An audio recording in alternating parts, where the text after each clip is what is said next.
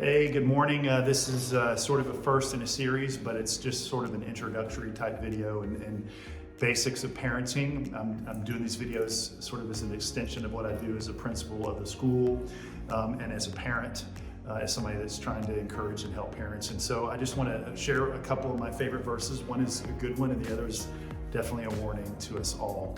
And it's from Deuteronomy. It's a great sort of layout of what a day should look like in the life of a family that follows the Lord. Fix these words of mine in your hearts and minds. Tie them as symbols on your hands and bind them on your foreheads. Teach them to your children. That basically means we have scripture all around us reminding of who God is and who we are as his children. It says, teach them to your children, and this is kind of how it goes through the day.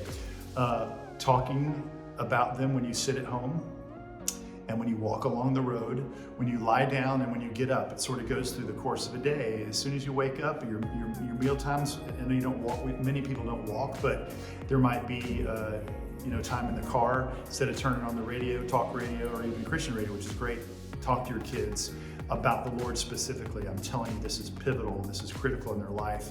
Write them on your door frames and the houses of your gates. Like in my house, we have scripture memory. We have key verses to remind our kids of who they are, who they're called to be.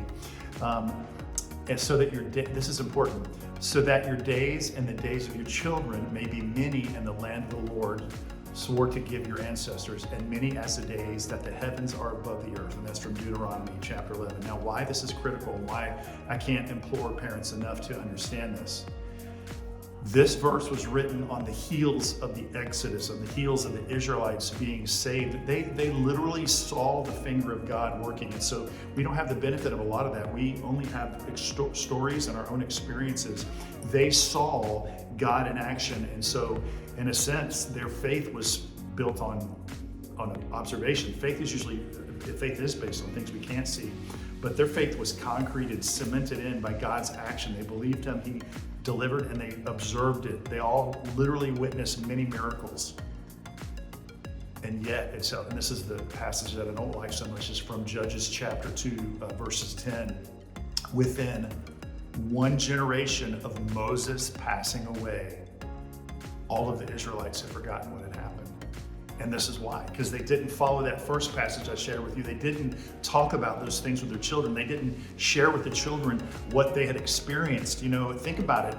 We go through experiences and we have our children and they don't know anything that we've gone through unless we're willing to share it. And so I implore you as a Christian father and as somebody that's speaking to Christian parents, you have to tell your children about your story and God's story, and what God had done in the past. Remind them of what he did for the Israelites, what he did for God's people, what he's done for his church throughout history, what Jesus did for us on the cross. And this is where it really hits home, what he's done in your life. And so if you're a parent, one of the most valuable things you can do for your kids is tell them your story of faith as early as they can understand it. You've got to tell them what God's done for you. And so this is the second challenge to some of you. The first one is if you have the story, if you've given your life to Christ, if you've received his grace, you need to tell your kids about that and tell them about who you were in the past. Some of you may not remember pre-Christ days. I remember it very clearly. I came to Christ in high school. I've continued to grow throughout my year, but I remember that time when it happened. You've got to tell your kids about that so that they know your story, so that they might choose to also follow God. If you don't, they're not going to just learn it by showing up at church. You've got to share your story with them. God warns us very specifically. And we see it now in many cultures that have a thriving Christian culture for a generation or two, and then they sort of do what the Israelites did. They took their inheritance. Think about it. They were doing what we want for our children. We want them to have an amazing life that flourishes in abundance. But the problem is they had that life without the Lord.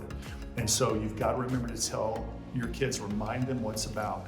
Don't teach them to chase the money. Don't teach them to chase the success that this world offers. Teach them to follow the Lord, and you're going to do that by telling his story and by telling your story. If you don't have one, I pray that you would invite the Lord in and start that right now. Your kids seeing the transformation in your life will be catalytic in their own hearts and their own life, and seeing how the Lord is growing in you, or is growing you.